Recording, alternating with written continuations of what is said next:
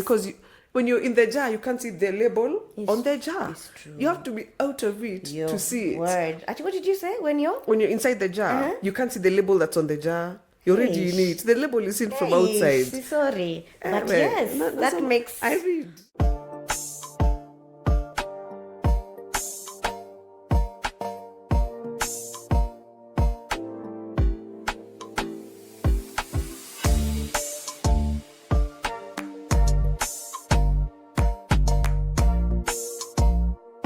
And welcome to the first ever episode of It's Never That Serious. It is what it is. I am Shiko. I'm Katha. And we're very excited to be here to be sharing our friendship. Yes. A 25-year-old friendship. Mm-hmm. Our lives, our achievements, our journey. Yeah. Everything in between the losses and the gains and the lessons. Yeah. Perhaps, as we said, we're going to try and start from first who we are, what our lives look like at the moment, why we feel at least qualified to be at least giving a nice perspective of a very old friendship. Right. I'll start with myself. I am Shiko. I'm a mom of 3 little girls, very closely spaced. I am a wife, a spouse to a lovely partner. I am a tree hugger. I love everything green. I think we should all plant more trees and go back to nature. And I think life is there to be enjoyed. Katha. I love it. That's a beautiful introduction. Thank you. So I'm Katha. What am I? I'm many things. I put on different hats. Of course, an amazing friend. Yes, thank you. You are. I accept. I am a firstborn daughter to 2 lovely human beings. I have siblings, a brother and a sister, and I'm generally a lover of people. I'm in business. I'm an entrepreneur, and of course, that would need a podcast by itself. Indeed. I've been an entrepreneur for the last 15 years, and I have a health and wellness brand, and the name of my company is Living Pure, and as the name suggests, we hydrate and we try to do everything pure, water and hydration. And so that's a bit about me. That's a good chunk. That's enough for someone to have a startup as to who Katha is, right? And I forgot. I have a partner, not married, no kids, but I'm in a good space, and I'm grateful. That's good. Mm-hmm. That's what life is about. Yes. We decided to try and curate this podcast in a way that there's a bit of structure, because we have a tendency to talk. It's mostly our conversations. This podcast is about the conversations we've grown to have as friends. We wanted to curate it starting from the very origin, the origin of our friendships. Yes. We went to high school together. Yes, we did. That's where we first met. We met in Form 1. That was... I was... Context. I am currently 40. That was when I was 14 years old. Mm-hmm. And Katha... Yeah, I was a year younger in the class. So I was 13. I was 13, guys. Yeah, so we've seen each other through some different chapters of this life. Some ups, some downs, some gains, some losses. Yeah. Some interesting times, and I feel like now we're in a better space. Our friendship is in a better space to be able to sort of to be shared. Yes, to be shared, to articulate some of the lessons we've learned, and and even to just hear what the audience has to say. Because how this particular podcast was birthed was through our conversations. So, guys, we already do this. We sit like this and have endless banter. Endless. And so, one day we figured, we share so much with each other, and there's so many lessons that we've learned from each other, from life, and it just felt like the right time to share with the world as well. It did. Yeah, requiring a lot of vulnerability. Yes. But yeah, we are here for it. We are here for it. It's something new. It's something different. We have a very interesting friendship, according to me. Yes. I feel like we're very yin and yang. If we were to tell people who we are before we even go deeper into how we met, Yeah. I feel like you're such an artistic human, and I never felt artistic. Really? I never really felt artistic. I was more structured. I was more sciencey. I wanted. Maybe that's what I knew. My dad was that person for summer. There's a way you summon. There's some things you're supposed to do if you've done well. This cultural thing. That lawyer, doctor, engineer, architect. There's that pressure was always there, and I knew I could do it. And there are things that I liked. I didn't mind building things. I like reclaiming wood and making them into something else. This is courtesy of Shiko. Our set is sort of things of just reclaiming wood and making the best of what you have, and saving the trees. We don't really need to use more when we still have pretty things. We can do a lot more with nature. Right. We are going through it at a bad rate. But anyway, back to you. You're more dancey, spirited, and you've always been. Yeah. You've always been that person who's sort of bubbly and everyone loves and is you're a social bird. Oh, Shiko, yes. stop. Yeah. You've always been that person, and I know I'm also social. I'm social Very enough social. in my own way, but we can't quite say we are at the same level. You've always been more outgoing. I'm more deliberate. I've always felt that way.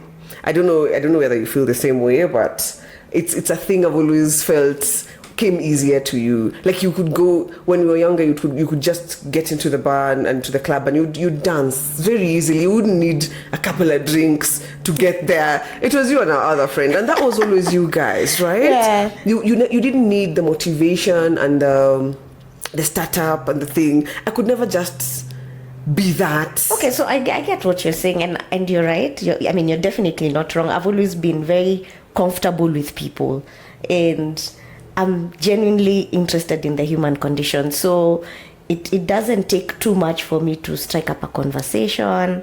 And I've realized the older we get, they've been more like I'm more into deep conversation as opposed to the small talk. So you're right.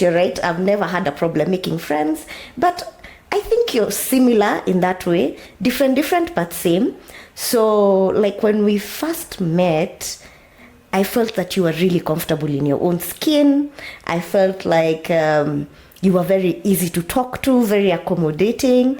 And to this day, you might not be a super extrovert, but you're good with people. I don't think that has ever been a thing.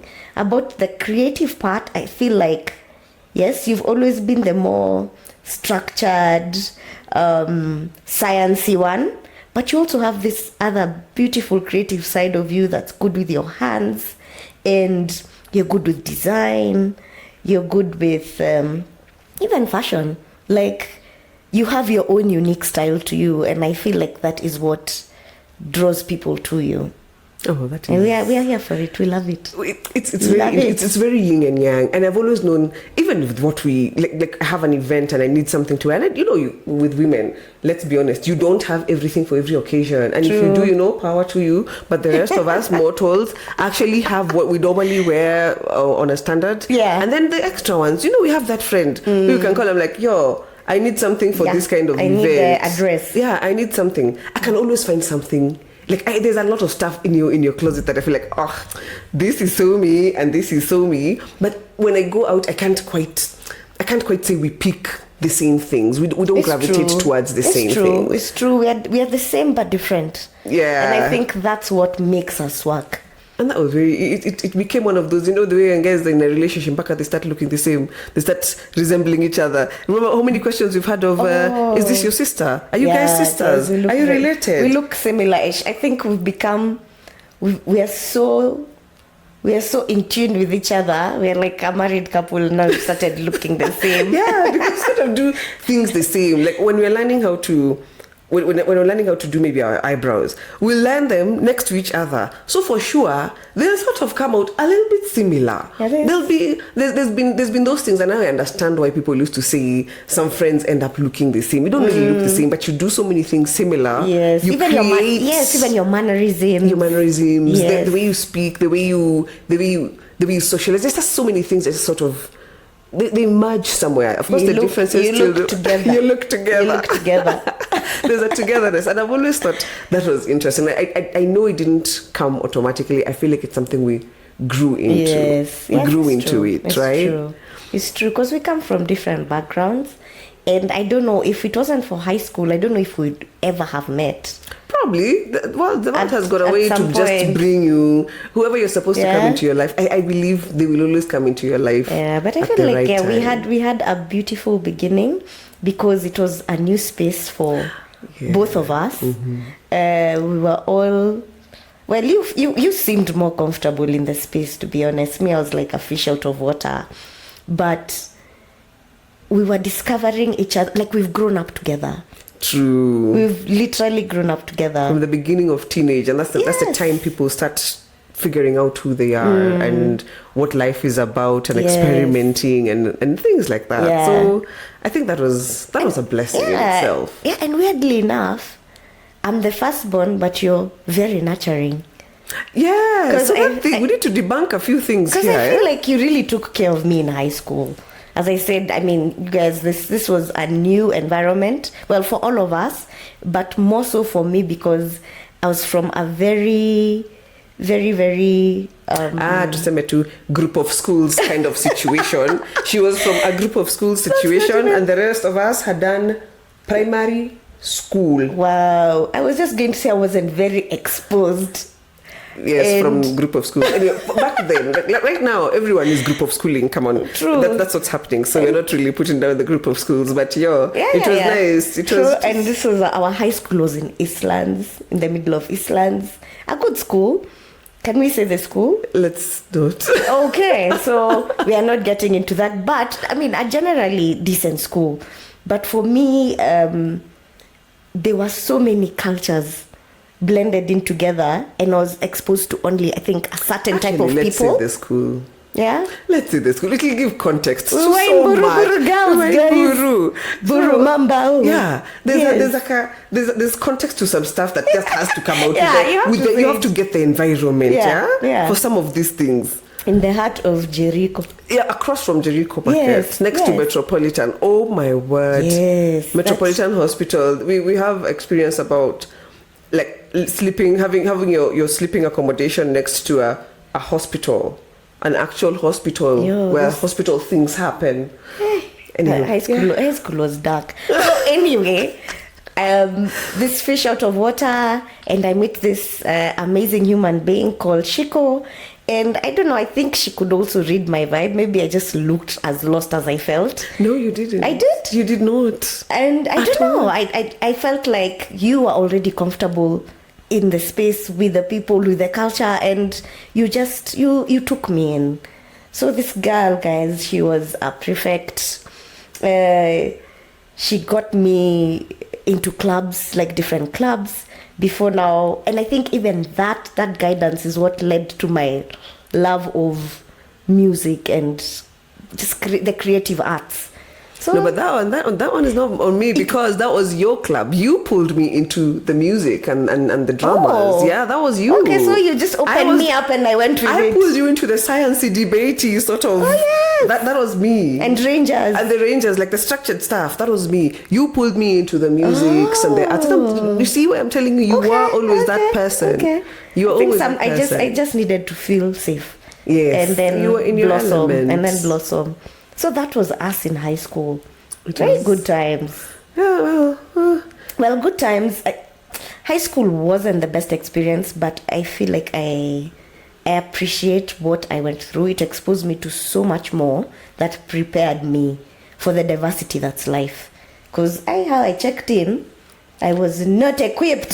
it was culture For shock. life. For you, I know it was really culture shock. Yes. For me, I grew up in Eastlands, so I was still within Eastlands. I wasn't that far off my element. I needed to catch one job to get to school if I was getting to school by jam. Yeah. Dropping me, if we got home, if we left home and went to school, 30 minutes was too long. Yeah. For me to get from home to school. You were home. I was home. I was within the base, the area. Yeah. So I wasn't really that far off. So I think that really helped me with the acclimatizing into boarding school. Right. Because, it's also, from one, you're leaving your parents, you don't know what to expect the other side. And my parents were a little bit more sheltered. They were a bit strict, if I have to say honest. They were a bit strict. Yeah. So I wasn't really out there as much as, say, you were. I feel like you were more exposed, even from a younger age, a little bit more exposed to the world.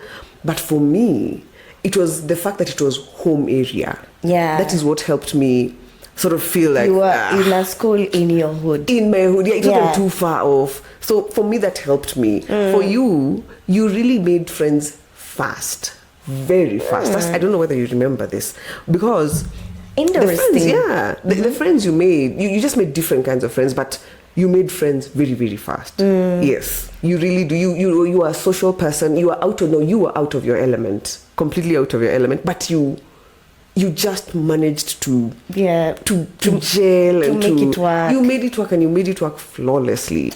Thank you, girl. Yeah, it looked easy. I know sometimes it wasn't. It didn't feel easy. Don't worry. You ate some nice food in the process. Honestly, you're just one of the best parts of high school because you guys, like, I washed loose. My duty was washing loose from Form 1 to Form 4. Who does that? I skipped that stuff. Somehow, I don't know. I can't explain to you how I never washed any of those blocks, the bathrooms and the toilets. The first duty I had was, I think, washing sinks. Yeah, you were working smart. Me, I was working hard. I don't know how you didn't manage to do this thing. I think there was also a bit of animosity from the older girls. Yes, they didn't really... You're such a dolly. They needed to bring you back to earth. They felt like they needed. They felt the need. Yeah, but anyway, I'm grateful for every situation because it kind of makes you who you are. It does. The experiences that you have are what make you what you are.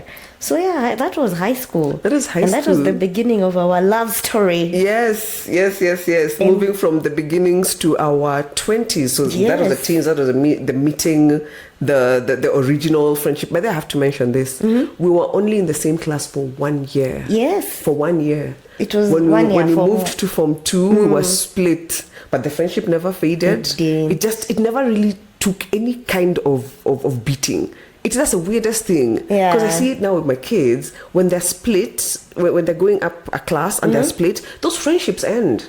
I don't know whether it's because they're younger. I guess it's harder, yeah? Probably. By teenage, you're sort of trying to maybe hold on to the people who are familiar to you, the people you know. Yeah, you're growing into self. There are people you have something in common with. So you try and stick together, I think. I think that was worth mentioning. Yeah, so let's move to our 20s, our 20s. So our 20s, the ratchet knees. Speak for self. The boys. Speak for self. The parties. The campus experience. Oh, yeah. No, the 20s were wild, but in a good way. In a good way, yeah, true. Now, if the 20s are anything to go by, now we're truly exploring what some of the things that we had discovered now in high school, like the being social, like trying new things. I feel like now the 20s was the time for all that. And we didn't... I feel like my 20s and your 20s were different different. Yeah. Tell us about yours. Different. Mine was... And I know the 20s, our friendship has always been strong and has always been solid, but there was a point in our life where our friendship was just sort of campus time. You did the campo thing, I did this other campo thing on the other side. And I was always in your campo. You were. But somehow, either we were crossing each other, maybe you come in the evenings because you had sort of lenient, but I remember you had lenient parents. You could be out in the evening, you could do this.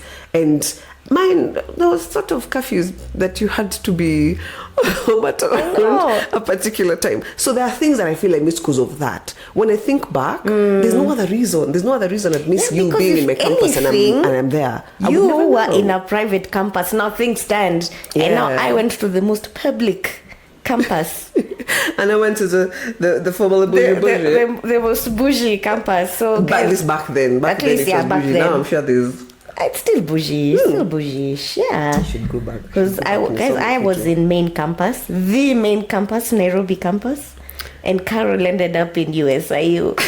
So, in fact, there are people... In fact, I can debunk it now. Guys, I didn't go to USIU. I was just always there because I had so many friends there. But I was actually in main campus. And even then, I feel like at that point, a lot was going on because we didn't hang out as much as we should have. Everything considered. And it was not by accident. I guess our paths at that point had just sort of drifted because we had different experiences, different parents, different expectations. And remember, that's the time I was kind of working for the folks. So I didn't have that kind of space, that kind of time. And I've always remembered this thing. And I know, well, it all worked out with this long kind of friendship. Now, when I look in hindsight, I see the differences and the ups and downs, the sort of character that this friendship has had. It has had two periods, yeah? You see, it's been growing with us. It really has. It has been growing with us. If it was like an entity, it would be, the friendship was a teenager, then the friendship was in its 20s. So it's been maturing, just as we are maturing. That's how I describe it. So our 20s were just a bit chaotic, generally. Everyone was trying to figure themselves out. There was a period you were not in the country for a bit. I remember you had a stint where you were working out of country. And why that's so dear to me is because I feel like you made a big effort in ensuring that our friendship didn't sizzle out at that point. Because I remember you always reaching out. Like when you were back, you'd reach out. When you were out there, you'd check in. And then communicating wasn't as easy as it is now. WhatsApp. The big WhatsApp. TikTok. It was Facebook Messenger. And there was not the app. Was there High Five? Was that an app? It was just High Five. Oh God. The age is showing. Where would you bring something like that up? High Five was dope. No sense of self-preservation. I really love whether you are really active on that thing. I could never figure it out. I think Facebook came back before I figured out High Five and what else? There was something else. MySpace. What was MySpace, but I think for me MySpace pitted me a bit. I don't think I got into it. I was High Five. I was Facebook. I also yeah. So imagine with all that, you still managed to keep us close.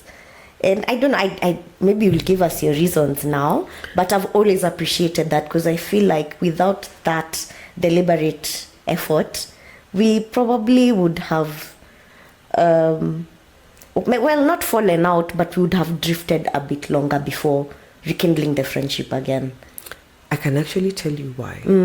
I had seen it happen where people had left the country, gone to the States, lived there for a while, but then there was never any contact. There's this feeling of wanting to not be in touch with people. At least it was a thing back then. Yeah. Because to this day, I know people who really don't reach out to a particular lot of family that maybe left in the 90s. It's true. There was a thing, there was a stint where people used to just go. I don't know whether it was escaping the chaos that was going on back then. It was for the I guess American dream and other dreams out there, because Kenya was not Kenyaing. But no, remember some guys would end up coming back. They'd come back to nothing, and I'd see it. Like they have no friends. They're just within the hood now. They're just solo by themselves. Moved on. Guys have moved on. Life has left them, right. And now there's like a awkwardness because they're just there. And a loneliness. And there's a loneliness. And I felt like it was important. I think also someone might have mentioned something. You were smart. In passing at some point. These things, you might not remember them, but something always, there are things you learn or you hear that always stay with you. Yeah. That I believe that completely to my core. You might not be sure why you're hearing it, but if you expose yourself to a particular kind of knowledge, there's some small things that will always stick with you and they'll guide you hapo mbele. I feel like that's a thing, and that's where those small things stemmed from. So someone told me to just make the effort. You go back and you want to have a circle that's waiting for you. You want to just It's true, because I remember that's when we formed our chama, and at that point you even joined from there and used to send your contribution, and I was like, hey, this chick, man, focus. Kumbe you just didn't want to come back to nothing. I kid you not, that was the essence. I No, that cannot was even smart. lie. I cannot even lie. That was the smart. purpose. I did not. It's never. Well, if I'm honest, there was no other reason that I could have wanted to join. I've never had a good experience with socials as much, but I knew I needed my friends, so I needed to be where my friends are. Yeah. I've always been very particular about the things I want and the things I like. So Actually, yes, that's you. Yeah. You've always felt like you just know what you want. You've always given us that impression, like, I know what I want, and not only do I know what I want, okay, I'm going to go and get it. So that's you, at least from my eyes.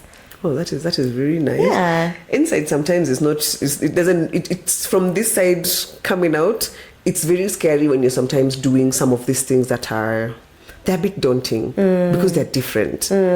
I am a big believer in embracing your individuality. Like now, it's not something I have grown up with. Yeah. I believe if you are just who you are, accept yourself for who you are.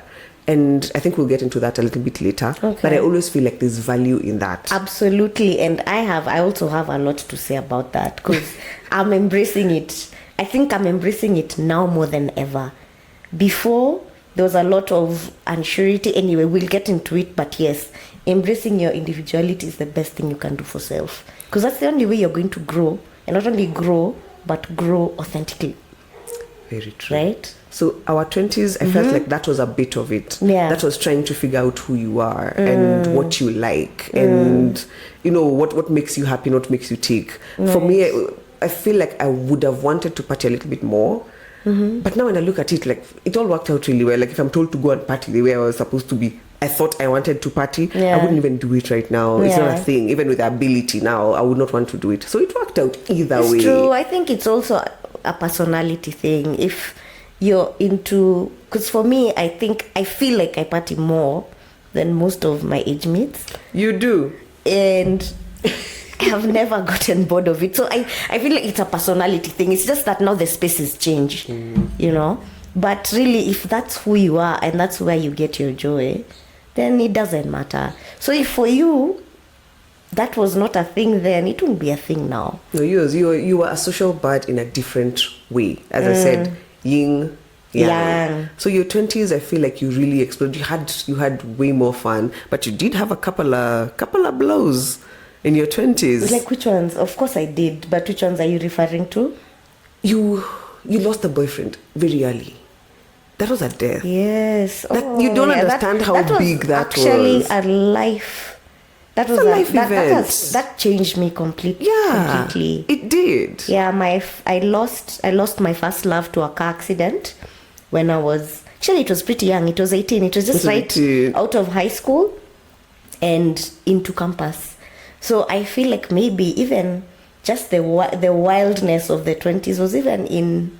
Now when I think about it, it was also maybe part of grieving. It was in mourning. It was in grieving, and I didn't realize that's what it was. But all in all, I mean, as I said, I'm grateful for the experience. But yes, that was a life event. That changed everything.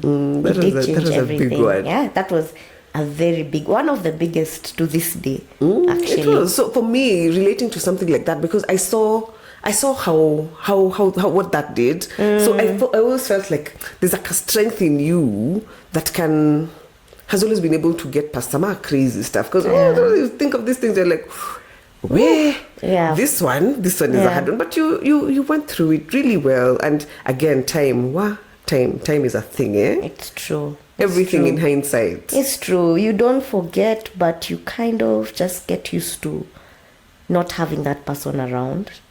Oh wow! Can you imagine that'll be us at some point, guys? In this, they always tell you some of your grandkids won't remember you by the time they're grown. And so the kids of your grandkids, because I'm thinking the closeness my mom has with my kids, my kids might have zero. It's true. Might have zero, completely zero. Like they might not even know her name. It is a possibility. You'll be left as a photo on a wall or in some memory somewhere. And I feel like with that kind of realization, you should be able to take life a little bit less serious. It's true. It's true. Never that serious. It's true, and that even brings us to, and I'm sure we're going to talk about it at some point. Legacy, like what is legacy to you? Yeah. What does legacy mean to you? What do you want to leave behind? What are you about, and what do you want your kids to remember about you, if not the world? Anyway, we'll get there. We will. So I think we can move on briskly. So that's the 20s. Yes. So things are slowing down now. The big 3-0 has checked in. Oh man, it was big then, yeah? Remember turning 30? It was a whole situation. Bells, whistles, guys were throwing massive parties. And it was, something had to be done for your 30s because, come on, it's 30. Yeah, it was massive. And the pressure of kids and that's where it started. Marriage and just doing more with your life because, you're directly out of your 20s where there was no structure. You were just going with the flow. You were in campus, probably started your first job, and I started my business early. 20s early, yeah. Early, very early, because by the time I was turning 30, I'd been doing business for a while. For a nice long chunk. For a while. Oh wow, yeah, that was. By the time you're 30, how old was that thing? Like almost 8 years or. Because the maybe business at least over 5 years. Yeah, for sure. It had been over 5 years. For sure. That's a good little chunk of time. You'll have to tell us how that experience was. Oh yeah, there's a lot to say. A lot. I know. Yeah. Some traumatic, some not. Mostly traumatic, but yeah. So pressure for the. So pressure for marriage, and I feel like for me, when I was just getting into 30, I was out of also a very serious relationship. Yeah, long I was one of those girls who was in just one relationship through her 20s. Even with the partying and the wilding, there was also a lot of structure in some way, at least in terms of my love life. It wasn't as chaotic in my 20s. I think that actually came later. Wow. Yeah, so that was also another life-changing experience, because this is the guy I thought I was going to marry. I was, I was ready to have kids at that point, and probably not out of my own volition, but just because it was the time for that. And then that's even the good. It's not a good reason to have kids. It's not. It's the worst reason to have kids. Worst reason. So that didn't work out, and that was a big blow. But it was also, I think, one of the best things that has ever happened to me, because dating in your 20s, dating seriously in your 20s, for me, through personal experience, I feel like that's not the time for that. That's not the time for that. Your 20s are the time you explore. It's the time you meet new people. It's the time you even get to know what you prefer and what you don't. And learn the things you need to learn, you learn at that point. So my advice currently, like to younger people, for me would be keep it light. It's never that serious. It's your 20s. You'd think, but remember our folks, then they were getting their third child at 25. Yeah? At 25, like seriously. You have to understand it. Sometimes it's a month, and I've realized that post our generation, the generation that come after, I feel like they've settled a lot earlier. There's quite a number I saw like in their 20s. I didn't expect it. For me, it was a little bit new. I thought they would be like Gen Z now. Yeah, is insane. Guys are getting kids at 23, which is it's a different perspective. It's very. I would love to explore that. I'd like to know what's the thought process behind this, because what life experiences are they experiencing to make them want to settle down that fast? Even me, I'd be curious to hear, because I know why probably I took my if time. there are any of them listening to this, maybe they can engage us and let us know why things are the way they are with them. Because like in my 20s I knew nothing, honestly, but I also know these guys are a bit woke. Us guys didn't have the internet. We didn't have as much access to technology as they do. That is true. And so they're a lot quicker. They process things differently. They're socialized differently. So I'm not here to judge, but from my personal experience, and that's why I say it's mine, You're feeling like it's going a little fast, right? I feel like, like there's time to get to know self. And once you know self, you know what your values are, know what you like, what you want out of whatever you're doing. Say it's the workspace, because you're growing in every single way. So it's your workspace, it's your relationships with family and friends, it's your romantic relationships. So there's so much that's still, as I said, that's still a 20-year-old, even the relationships, even the work experience, even like everything about you is still young and learning. So I mean, what's the rush?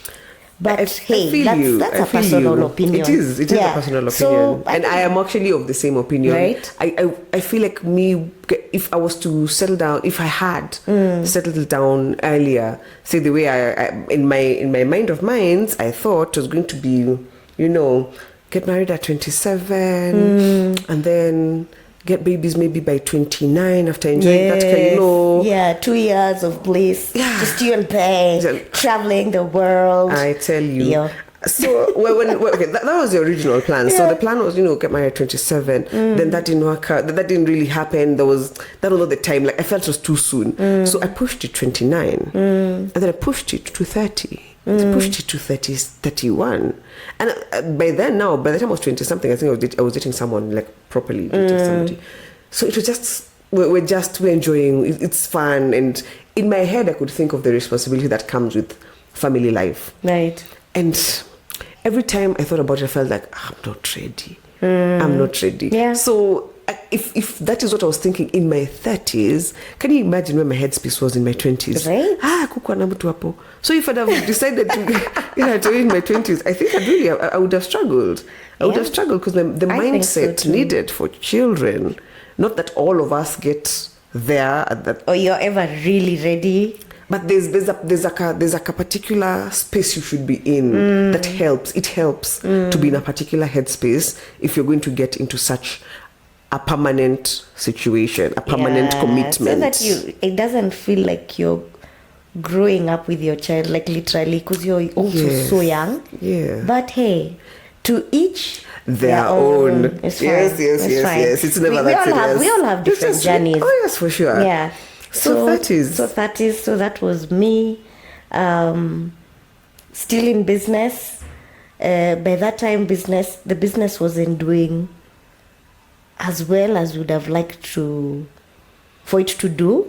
And so it's been a learning process that, going from the initial setting up stage to now the growth stage. And that came with its challenges. And I'm very grateful for my business, because after now that breakup, the main breakup, I had my business to concentrate on and to grow. And I feel like after that point is when now I started actually paying attention to self and being more keen about what I liked, what I wanted for myself, and where I was headed, as opposed to just going with the flow. I felt like before I was just flowing. So at that point, I think now my 30s, I started getting grounded. It's amazing because I feel like the thing that made me realize what I wanted to do or what direction I wanted my life to take was post kids. Can you believe that? Post kids. I had my first one at 34, the next one at 36, and the next one at 38. It was a point in time where I had 3 under 5. Yes, 3 under 5. I used to say I feel like I've been pregnant for like 6 years. Yeah. We were tired for you. I feel like I was pregnant for like a whole chunk of like 6 years in a row. But this was deliberate? It had to be done because if I was getting the first one at 34 and I needed to funga this chapter by 40, there's some math that had to be done. Oh, that was your set of rules for self. For me, I would have wanted to be done with this thing because I still have my goals. I still have my things that I want to do. And much as I wasn't quite sure what they were at the point, but I knew they were there. Yeah. The basic thing is I know I will get back out past this mummying phase that is really, it's intense. Yeah. It's a whole other animal, man. It's intense. But So- you're doing it. You're wearing it very well. Oh, thank you. But yeah, you're told, they keep telling women you can have it all. But that's the thing, you can have it all, but not at the same time. Yes. It's very hard to have it all at the same time. Something has to take a back seat. Something has to take a beating. So it's either the family taking the beating or the money taking the beating, or something else. Sometimes it's the relationship, sometimes it's some friendships. Yes. Something takes a beating. So you have to be very deliberate about what you're giving time to, what you don't want to suffer. The thing you do not want to suffer, you're very mindful of that one. Right. So for me, my realization as to what I wanted to do, the direction I wanted to take with my life, was post the kids. Because now I feel like the kids are in a better place, and I know the things I have enjoyed doing. Yeah. I'm not just doing them because, you know, that thing where you're told, do the thing that gets you money. That's how I used to operate. Like, there's money in this. You are chasing money. Yes, I was chasing money. But you're supposed to be chasing the thing you want to do. Like, what's your service? What service do you want to give? Now at least I know the service that I would want to give. Right. I know I want to be in that green space. I want to be in regeneration, sustainability, environmental, this and that. And I'm passionate about that. And I love that. Yes. So that came after I'd settled down enough to know where I want to retire in. So I know I can put my energy full on into this, because this is now my choice. Right. What I did in campus, to be honest, was what I needed to do a course. I did the course that I felt was something. Yeah. I wasn't doing it because I knew what I wanted to do with my life. I was just going with the flow because I feel like that was the thing then. Yeah. You had to get some degree. And even when I was working into my first job, it was because I had a degree, not because I was working in the exact field that my school that was of the course that I did. Yeah. So now I feel way ready. And the good thing is, and we'll get into this a little later, I've had the signs about this all my life. But I just couldn't take the signs. What do you mean signs?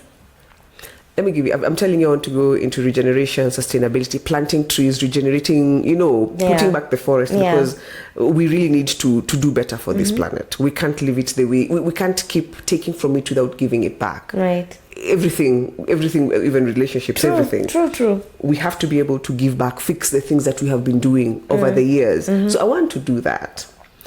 After school, I've always been good in bio. Remember, I was fantastic in biology. I was A student. I love bio. I love med. I love nature. I love living things. I like to know how living things work. I've always been A student. After high school, I got called in for a course in forestry. In Moi, the one in Eldoret, the campus in Eldoret, Moi University. Yes. Moi University in forestry. So someone somewhere had seen something with this bio thing, with this, like, the living things and the plants, whatever. Someone somewhere decided to call me for forestry. Yeah. But forestry, what is that? For a cool kid who has to be in there, like, I could not. Who can, it's just you poor couldn't be exposure. bothered I couldn't after, be bothered. at Like, that seriously, time, at that who point goes in to your do life. forestry, and what is forestry and why? So that was the mindset I was in. So much as even someone might have seen something in me and pointed me in that direction, it took a whole lifetime, several years. Yeah. It's been almost... Lifetime is a bit extreme. Well, yes, but you know, exactly where they're supposed to be. Exactly. But it took all that and the experience that I have gained so far to know that this is what I want to do, and I'm doing it on purpose because I am choosing it. I am choosing it myself. So mine came later. So I'm very surprised you're saying yours came a little bit earlier. It did. I think that jolted me, at least in that direction. Like now, I was aware that I was just moving with the flow, and I wasn't necessarily making decisions because, I was factoring in what I wanted to do or what I liked to do. So my journey began there. That's where it began. I mean, you never really get there because it's part of the journey, but I feel like that's where it began. But that was really good realization on your part. I feel like that was quite early. I think they say, like, when you go through something traumatic, that's when you really look within. Whatever it is, like you lose a job, you lose maybe a friendship, or even just something that's very life jarring, like you move to another country? Oh, let me tell you, you wake up one day and realize you have 3 children, husband, a whole household, and you don't know who you are. You genuinely do not remember who you were before this life. Yeah. Because a particular life took over. You're never trained for it. Yes. For life events. Yes. You will wake up one day, 3 children later, and you're like, what? So what, like, now? What now? Who am I? Where am I? What am I about? You know, that thing it's an interesting situation to be in, and it creates a lot of turmoil in a person. And turmoil is not bad. It's a good thing because you're questioning. You're questioning. You're asking questions. They may not even be the right ones, but you're asking. Because there are people who, like, it's such a blessing that we can even sit here and have these conversations. Because there are people who are still stuck. Not even realizing that they're still on some train, just flowing. Like they don't have the awareness that, maybe this is not what I want to be doing. This is not this is not the person I'm supposed to be with. This is not the kind of work that I'm supposed to be doing. Yeah, it's not fulfilling. It's not purposeful. So, in fact, I would say that part of this podcast is to just have those conversations. And for anyone listening or watching, maybe it might stir up something. I think it will, at least for a few people, because sometimes it's because when you know better, you do better. We always say this, when you know better, you do better, but that's not always the case. True. Sometimes you do know better, but you're struggling to do better. Sometimes it's just who is in your ear, who are you listening to, because you know there's something you need to change about a situation, maybe your family life, your friendship, your relationship, whatever. Right. Maybe something is struggling and you know you need to do better, because for sure there's nothing you can ever be, the only thing you can control is yourself. So if you're having issues with your partner is not the problem. It's true. It's you. There's something you want him to do, and you can. Everything has to come from you. So when I got to that point of having that conversation with myself, I feel like my life generally my life view opened up. Oh yeah, and by the way, this version of you is like, for real, 3.0. We're on third floor. Yes, 3.0. Third. No, you see, fourth floor hasn't begun. It's just beginning. So we're talking about the 30s still. Okay. So who you've become since the kids is a very different version of yourself. Very chill. I like that you're zen, and I think the same has happened to me as well. For you, we are pretty zen now, and you're also you've always been deliberate, but now you're even intentional with it. So I love this version of you. Like, you're very self-aware, and you're just good vibes generally. And I feel like maybe before, it's not that you weren't good vibes, but you're always chasing. Yeah, And I was chasing. I was very hard-headed. I was very headstrong. I wasn't a listener. You wouldn't tell me anything. Yes, and I know that. If I'm honest with myself, and now I just, come on, it's gotten to a point, it's never that serious. Yeah. I remember I read this in your room. I don't know if I told you this, but it's something I know about. I live this thing. You have to change who you are to become the person you want to be. Absolutely. I read that in your bathroom. I was like, should have taken my phone and taken a photo of it. It's one of those things that I'm always. I love that thing. I feel like it jolted you, because I had this mentality of, see, maybe more evil. Yeah, I'm like that. I'm like that. I've always been like that. Yeah. That's such a bad mentality. It's a bad mentality. You will never grow. A fixed mindset. And that's what you want to get rid of, because you want a growth mindset. Exactly. Where you look within, you look around, and you listen to the people who are around you, because they'll always. There's someone who always knows better. It's true. You can't be. And if you're the smart, I will say, if you're the smartest person in a room, leave that room. True. You need to go to a place where you can learn. Yeah. So I would never really. I was not that big on taking advice, because again, I will say, I am the liver of this life. So if I am the liver of this life, I'm the one who knows how to live it. But then I was just doing this thing, this vicious cycle of chasing, no purpose. Yeah. it's a terrible loop, and it's so sad because when you're in the jar, you can't see the label on the jar. It's true. You have to be out of it to see it. Word. Actually, what did you say when you're inside the jar? You can't see the label that's on the jar. You're already in it. The label is seen from outside. Sorry, but yes, that makes makes so much sense. Yeah, I had that analogy, and I thought, thank you for calling me out. Yes, when you're in the thing, you need to zoom out. So who is in your ear? Sometimes you won't zoom out by yourself. Someone might have to kind of just jolt you. Yeah. But now, I was not joltable. Yeah. Thank you so much.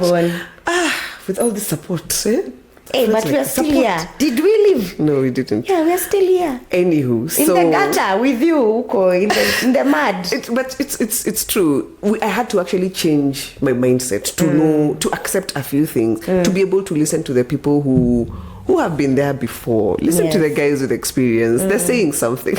Well, I'm telling you, this goes from way back when. Yeah. But anyway, we will have to delve deeper into these things. Yes. I feel like they're the essence of us. And I guess that's where we are at.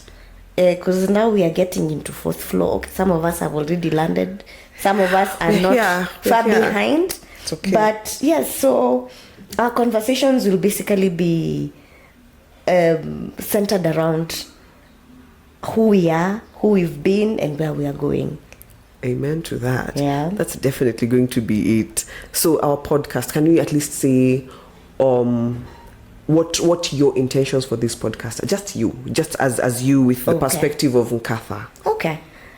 So the first one would be, I was telling you the other day that I always have a word for the year, like that thing that I want to be that year. And my word for 2024 is vulnerability. I'm a very private person, and honestly, a few years ago, I wouldn't even imagine that I'd be sitting here talking about my business to everyone. But I found that there's also a lot of strength in talking and sharing, and because that's how you learn, that's how you let loose. That's when you realize, hey, everyone is going through this thing called life, and we're all trying to figure it out, and it's never that serious, you know. It's never that serious. It is what it is. You deal with one thing at a time. So for me, it was to exercise, is it a muscle? I don't know, just the vulnerability. And of course, it's therapy even for me to be able to share my lows, and if it can help someone else, if it can encourage someone else who's going through the exact same thing, I'd like to do that, because from the content out there, most people aren't really being genuine about what they are and what they're going through. As an entrepreneur, what I see posted most of the time is flashy things, cars and things, and no one is talking about how they got there. Yeah, it takes a lot of grit and hard work and low moments to get to that place. So sometimes it doesn't feel like it's like people are being genuine, because guys always want to talk about where they're at now, what they're doing now, who they're with, but no one ever wants to talk about their journey, the process, and it's crazy. It's about the process. It's hard, and that's the journey. That's the journey. So also just to share that. And I feel like this is also for us. This is our first project together. It's a culmination. It's for us. This is also for us. I am excited to do this project with you. We've been friends for all those years, and we've never actually done a project together. We haven't. And I feel like where our journeys have led us, we've come to this point where we are very in sync, and we are flowing. And it's a blessing. Not many people can say they have a 25-year friendship. True. And it's still thriving, and it's still growing. So I think for me, that's the third thing. Just to be here with you and to grow our friendship and to share what it has been for us. Amen to that. Yeah. You? And I think we're very in sync in that. My word is more discipline. I think I need to be more intentional, more focused. There are things I feel like I let slip, and I know my life has got a lot of moving parts, and if I'm to find excuses as to why my things might be, falling by the wayside a bit here and there, they're working out, blah blah blah, I know it is because the discipline could get better. Yeah, I could be a little bit more disciplined in a few things. Don't we all? So I want to be able to hold myself accountable, because as I said, the reasons, from the kids to the spouse to the house, there's bunch. And there's always something, and they're legit excuses. Yes. They're legit. They're reasons. They're actual there. But also you have to find, what is your why? Yeah. Why do I want to do what I need to? Why do I want to get where I want to get to? And what am I willing to put up? What am I willing to sacrifice? And to, I said the price. What price am I willing to pay to get there? Yeah. So now that's the thing I'm trying to learn. Discipline. That is my discipline for this year. And what else? I don't know. I feel like our conversations are always nice. They're always rich. vibes, but then they're vibes proper. Last one is just change. I want to help anyone who's been stuck in this rut of, what do I do? I'm at this point of my life, and I just need to break through. Girl. That glass ceiling where you're like, how do I now start moving again? I've been here trying to figure out what's going on. So the small steps you can take, where to start from. I would really love to help, because I struggled through that. Yes. I really struggled through that, and I think it's a thing. I feel like I can do a service in just that one thing. So for me, that's the purpose for me. I love it. And I know it'll keep morphing again. Of course, like everything morphs. Change is the only thing that's constant, right? True. So that's our beginning point, and I'm sure we are going to grow. We are going to grow, and we are going to grow with our audience as well. We will. Yeah. So people. That has been our first episode of It's Never That Serious, the podcast. It is what it is. It is what it is. Yeah. We are taking life as it is. We are accepting the things what's that prayer? The serenity prayer. The serenity to accept the things you cannot change and change the things we can. So and accept the things that we can't. Yeah, we accept the things we can't. And the wisdom to know the difference. So we need to be wise enough to know this is a losing battle. Let's not get into that. And this is progressive. I can do something about this. So self-work, self-purpose, what's it called? You can say the inner work of growing up. It's true. It's true. So, and sharing just a beautiful piece of us, our friendship, and who we are. Yeah, so thank you so much for joining us for this first podcast. We promise to have lovely episodes and topics to discuss. Yes, real conversations. No bullshitting. And we look forward to also more interaction. As much as we are talking, it would be really fun to also hear what you guys have to say, and the topics that you'd like us to discuss moving forward. That would be fantastic, right? So that's it from us. Thank you. This has been It's Never That Serious. It is what it is.